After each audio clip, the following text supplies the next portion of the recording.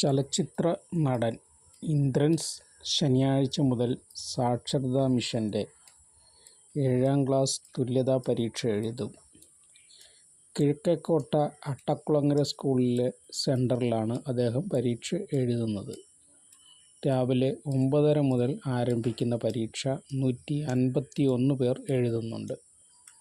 2 ദിവസമായി 6 വിഷയത്തിലാണ് പരീക്ഷ. വിജയിക്കുന്നവർക്ക് 10ാം തരം തുല്യതാ കോഴ്സിലേക്ക് നേരിട്ട് ചേരാം. 10ാം തരം തുല്യതയും എഴുതാൻ ആഗ്രഹമുണ്ടെന്ന് ഇന്ദ്രൻസ് പറഞ്ഞിരുന്നു.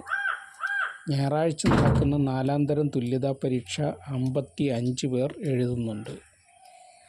സാക്ഷരതാ മിഷൻ്റെ തുല്യതാ പരീക്ഷകളിൽ പ്രാഥമിക വിദ്യാഭ്യാസം പോലും ഇല്ലാത്ത ആളുകൾക്ക് പങ്കെടുക്കുന്നതിനും പ്രോത്സാഹിപ്പിക്കുന്നതിനും വളരെയേറെ പ്രവർത്തനങ്ങളാണ് നടക്കുന്നത്.